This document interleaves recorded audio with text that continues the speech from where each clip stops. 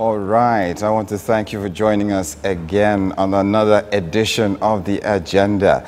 Another interesting time, another time out with us to discuss about topical issues. Take a look at what is happening on the Nigerian scene. And you might be wondering, where are we going today? Well, to do that, I'll have to take you a little back in history. Now, on April 16th, men of the Joint Military Task Force and gunmen suspected to be members of Boko Haram clashed in BAGA community, Borno State, northeast Nigeria.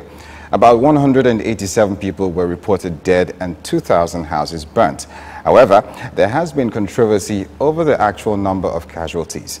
Authorities at the Nigerian Military Defense Headquarters are claiming that the figures were grossly exaggerated, while the Human Rights Watch, who is at the forefront of the hue and cry, says civil groups are claiming that the military has been economical with the truth. Now, in this edition of The Agenda, we will be taking a look at these issues, and this is the backdrop of what we'll be talking about, which is the BAGA massacre and getting the facts right. My name is Henry Williams. I will be your host, and joining me on today's show is a gentleman that definitely has a wealth of knowledge on this particular topic we'll be discussing today, and finding a way, okay, forging a way, a solution, okay, to resolving the whole controversy and what have you. His name is Mr. Victor Nwaneri. He's a legal practitioner, consultant for the federal government on amnesty program, and he's also a public policy analyst.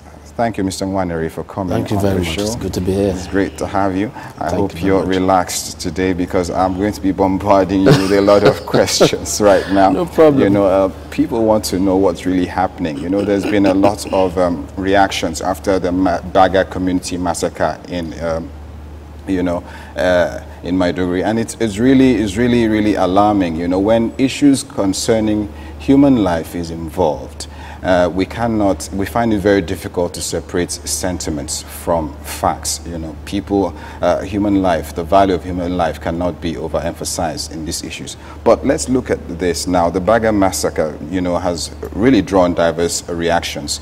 The human rights leading, you know, the hue and cry about human rights abuses in that area, saying the military overstepped their boundaries and committed serious crimes against humanity and should be tried. You know, do you agree with this? Yeah, thank you very much. To start with, I must say that the tragedy of BAGA massacre is not only regrettable, it's condemnable and totally unacceptable to Nigerians. We've been bombarded with such horrendous tragedy of loss of human life to that greater proportion, horrendous proportion to that effect. Okay. And we are saying no more to that. It's really pathetic. And why keep saying that our heart goes out to the families, the victims of that tragedy, and the loss of life and property was such to a height that people are not tend to remember what happened in the past, Odi and Zakino and all that. But having said that, we should also commend the president for coming out immediately to empower a high power delegation and to investigate into the incident. Then having said that, my brother, when things happen like this in our country, and more especially when loss of life are involved, people tend to bring in ethnic, religious, and political colorations into it. And when you tend to do that, especially our political class, they tend to interpret the situation based on their own mindset and based on their own perception. And to that effect, most commentators are now pushed into having some interpretations of the situation on the ground, as bringing in the military as a band of soldiers that just went into BAGA empty their tank and unleash terror on unarmed, innocent civilians of a peaceful enclave called BAGA. Okay. Some other commentators also tend to see BAGA also as a beehive of or a heaven for terrorists. And so when you start looking at it from that divide, and some extremists may now tend to say, okay, why is all this? So the military must be brought to book and blah, blah, blah, and all that.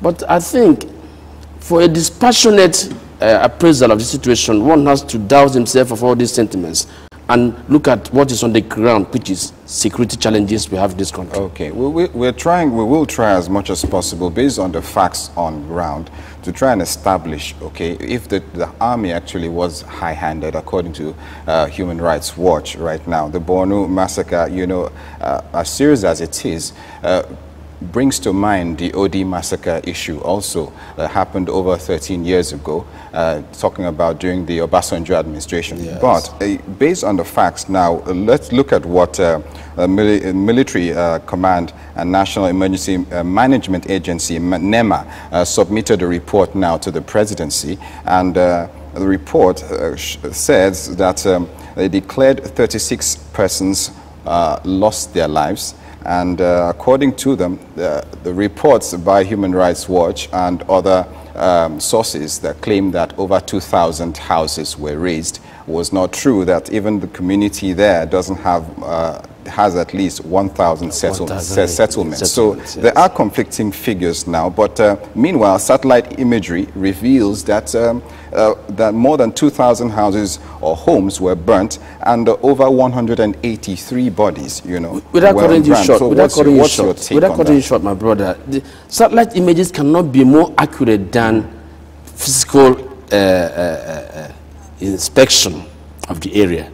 Okay. You and I are Nigerians, and for somebody to tell you that BAGA community has more than 4,000 houses, or up to 4,000 houses, is it Abuja? Is it a Lagos suburb? 2,000. 2,000, all that. So, but I read the report and brought in by NEMA to the president, and you find out that from their own report, it looks more reasonable and more authentic. Okay. Because BAGA community is situated near the Lake Chad region, and you don't, it is not densely populated. So when they tell you that what they find on the ground is 36 graves, or 36 fresh graves, and 2 whatever, and some houses, not up to 1,000. So, but is the suburb enough to have such up to 1,000 suburbs? Number of settlements. So you find out that, just like I said initially, the people are interpreting this based on their personal aggrandizement. More especially, sorry to mention names, Senator Maina just came and said 225 this, and I beat my chest. Are we talking about Abuja community? Are we talking about a suburb in Borno State? With all sense of modesty. You know, yes, loss of life is involved, so we have to be so modest in our enthusiasm and expression of ideas. But for a senator to come and give such hype, I mean, it makes one to think that actually, some people are finding the embers of discord within these security challenges we have in the country. And trying to politicize it. You don't politicize human lives. You don't politicize loss of properties. Okay.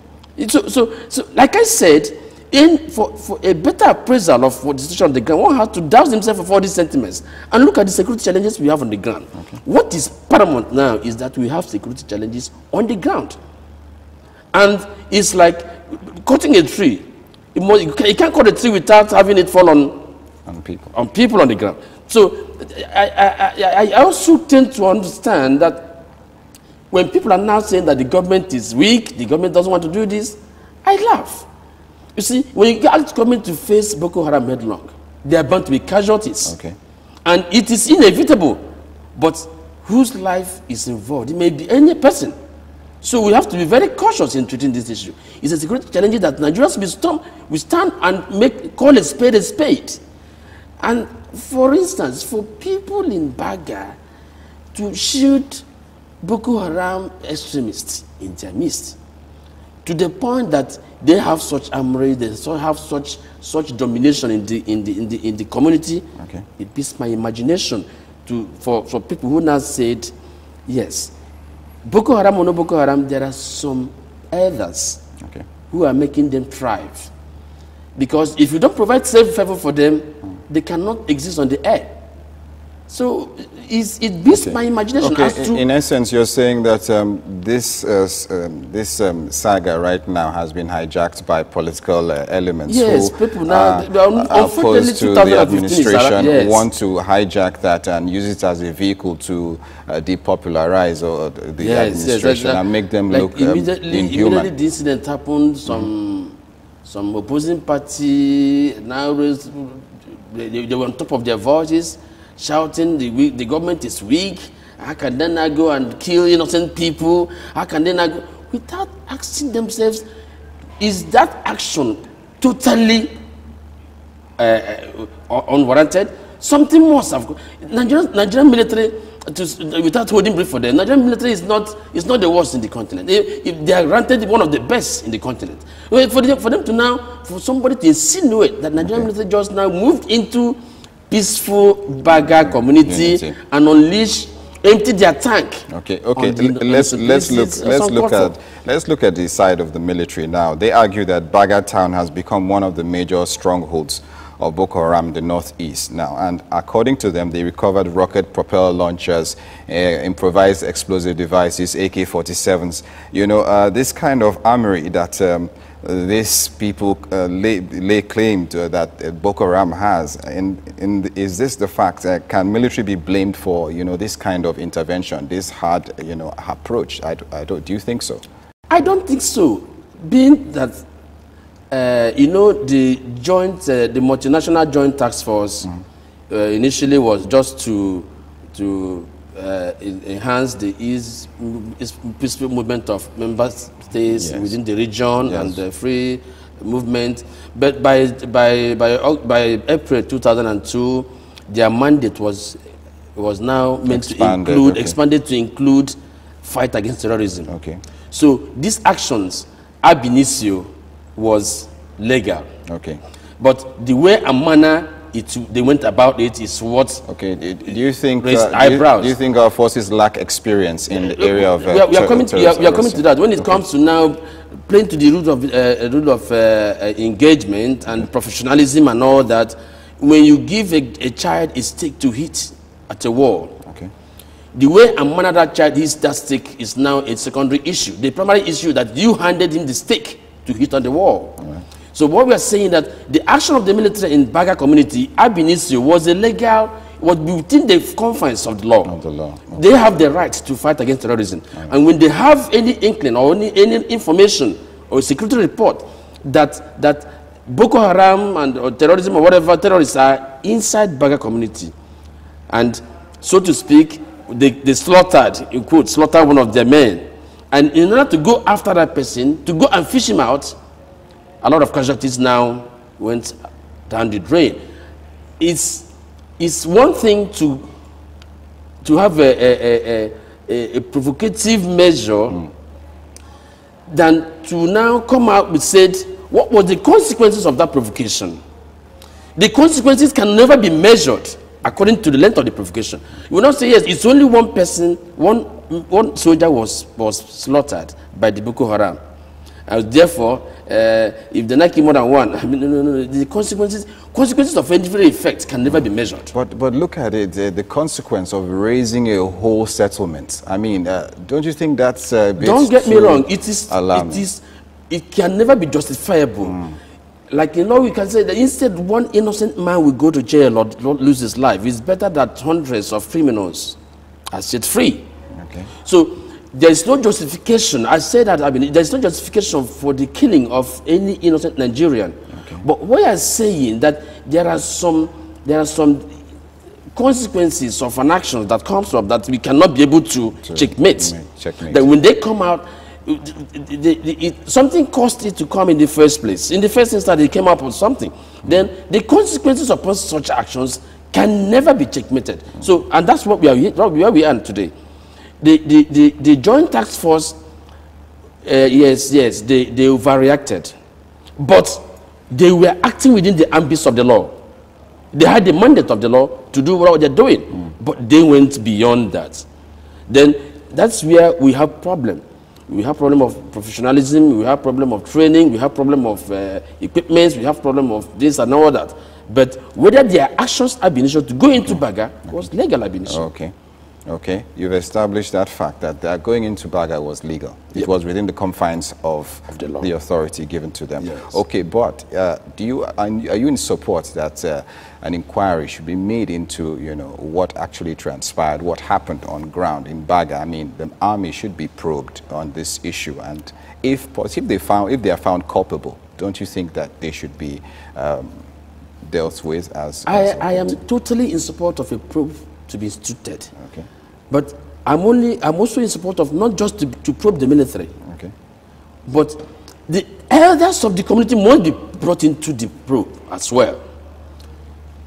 See, BAGA community belongs to Kakao local government. Kakao local government belongs to a constituency. The constituency belongs to a senatorial district. Okay. So, and they have their leaders. Apart from that, Kakao community, BAGA community belongs to a police division. And that police division belongs to an area command, manned by an area commander. And the police division now has a DPO. So all these officers have to have a question to answer. Because if BAGA community is not safe haven for Boko Haram terrorists, they did not start it today. Okay. So somebody must have connived to allow them stay. Now, what happens to the BAGA community leaders? All right. The elders in the community. They saw this Boko Haram and they allowed them to be. What happened to the chairman of Kakao local government? Okay. Who, in his own domain, his own local government, he receives salary from the local government account. He's being paid by taxpayers' money. All right. And the moment why he's being paid is to make sure that he brings the government nearer to the people. And bring the aspiration and the interests of the people nearer to the government. So the chairman of the Kakao local government has a question to answer. So he does have a question to answer. Of course. Besides, the honorable members, honorable in quote, let me put it in quotes. Okay. The member of the House of Assembly representing Kakao community constituency in the House of Assembly still have a question to answer, because it is the constituency that Boko Haram we are building their safe haven, and it has been gone unnoticed. All these people I've mentioned decided to play the ostrich before this incident happened. Okay. We shouldn't just probe the military. We should equally probe all these political office holders, because they are part and parcel of the community, and they should have been the first people to notice that such criminals are now having safe havens in our community. Okay. If you don't report them to the appropriate quarters, the consequences may not be what we say we expect. Okay. And that's why we are at today. If the chairman of Kakao local government saw BAGA community as a safe haven, that no, it's not supposed to be so, report to the appropriate quarters. If the DPO of the area or the area commander of the command where BAGA community is situated, if they have done their duty, Boko Haram will not have safe enclave in BAGA community. All right, Mr. Nwaneri, thank you very much. If you just joined us, it is the agenda today, and we've been talking about a very serious issue. We were talking about the BAGA massacre, and trying to find out the facts surrounding that situation. What really happened, what transpired, whose fault was it? And so many lives claimed to be lost, according to reports. And we're talking with Mr. Nwaneri here, and he's been providing some insight into the whole issue. But before we continue, I'd like us to take a report on the BAGA massacre. And when we come back, we'll continue from where we left off. What we know so far is that 185 people have died as a result of the fighting over the weekend. This is what local officials are telling the state governor when he visited BAGA yesterday, and saying that the number could rise as many people who ran as a result of the fighting into the bush are still unaccounted for. The military are not confirming the exact figures, but this is the figure the state government is working with. A local official at the hospital in Maiduguri is telling Al Jazeera that several people, dozens of them, have been taken to hospital, some with gunshot wounds and others with severe burns on their bodies. as a result of the houses that were razed in the fighting. A state security official is telling Al Jazeera that heavy gun machinery or machine guns have been used in the fighting that resulted in the deaths of several people. The military is saying that the attackers used civilians as human shield, and that could possibly account for the high number of people who died in the incident. Nobody has claimed responsibility for this attack in BAGA, a fishing community outside Maiduguri, but the area is no stranger to such attacks. Several attacks have taken place in and around BAGA before, and a number of people have died as a result of the incident. Security officials are saying that this could be Boko Haram, but so far nobody has claimed that responsibility or claimed the responsibility of this attack. Close to 200 people have been killed in intense fighting between the Nigerian military and Islamist extremists. Reports suggest insurgents fired rocket-propelled grenades and soldiers responded with machine gun fire as civilians got caught up in the violence. Many towns and villages were burned. The battle began on Friday night in the northeastern fishing community of BAGA on Lake Chad and lasted many hours. The Red Cross says it's unclear whether the victims were soldiers, civilians or Islamists, as the bodies were so badly charred. The carnage marks an escalation in the long-running insurgency in the mainly Muslim north of the country. The violence grew following a 2009 riot by Boko Haram in Maiduguri that resulted in a police and military crackdown that left 700 people dead.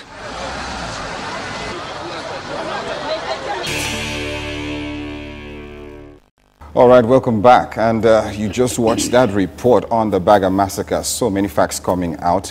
Human Rights Watch saying that it was an abuse by the Army of Human Rights, and definitely they should be tried. But we're trying to establish that fact, if the Army was actually at fault. Now, Mr. Nwaneri, look at the situation on the ground. People have actually tried to compare this with the Odi massacre in 1999. Do you think the comparison, the situation is the same?